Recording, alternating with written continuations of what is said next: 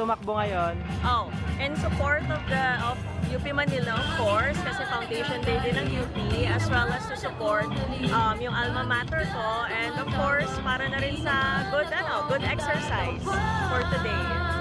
Hello. Naisipan namin tumakbo today kasi actually first time namin mag 5K marathon.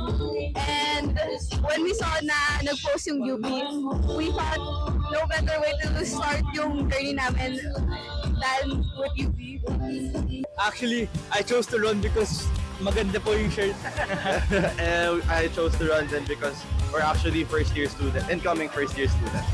Isa din po sa bucket list ko na makapag 5K run since matagal na since yung last na contract ko. So, parang naisipan ko na, maganda to with friends. So, tapos sa UP pa. So, parang Para healthy! Para malusog ang katawan. Actually, this is my first time po na mag-fun run and also as a donation na rin po para sa UP Manila Foundation or sa UP Foundation Day. Bakit niyo po mahal ang UP? I love UP. Siyempre, it shaped me to what I am ngayon. I'm alumni for many years na.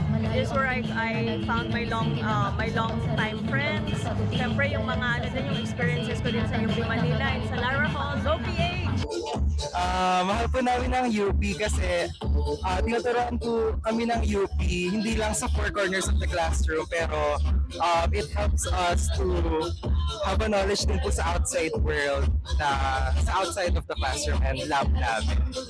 Same reason because we're both incoming first year students. Same reason lang. ang dami po namin natutunan, hindi lang po sa lab and classrooms, pati na din po sa mga researchers ng mga props namin. So, ang dami po namin na-integrate in our daily life. Doon po kami nagtatrabaho. Ganun din, matagal na kami nagtatrabaho sa UP. Tagal na, 38 years na. Namin ang UP. Wala namin ang UP. Ang nagustuhan ko po about UP is that as mag-aaral, tinuturuan niyo po kami na to think outside of the box. Hindi po stricto yung teaching sila. It teaches us to apply our learnings and to always tie it back to service to others.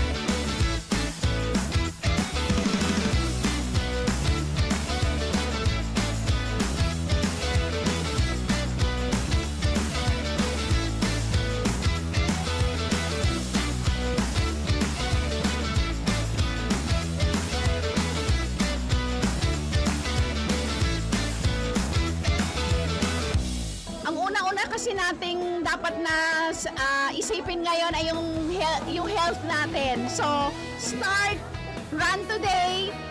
Kaya sa mga next po namin mga activities like this one, join. So, to be fun. What's your thought, ma'am, seeing the community, UP Manila community running together today? So, as someone na 7 years nang nasa UP, malaking bagay siya for me kasi ever since nag-start ako ng running journey ko, ang sarap nakita na tayo na nasa UP, outside work, sama-sama tayo na tumatakbo for UP Manila to celebrate the graduation celebration. At saka ngayon, dahil na nag-i-increase ngayon yung running community, ang ganda tignan na hindi lang tayo stagnant sa work, hindi lang tayo stagnant sa office, pero sama-sama tayo na gustong maging healthy, gustong mag-start ng fitness journey. Okay, so yung mga nag-start ng fitness, no? Huwag mong matakot, matanda, mapabata, aso, animal man yan, o kahit ano, join po kasi ito ay importante po sa ating kalusugan and as a person. Meron pagkakaroon tayo ng socialization with other people, with other people, at saka ayun, mag-start din tayo ng running journey natin with other people. So, mapatukasan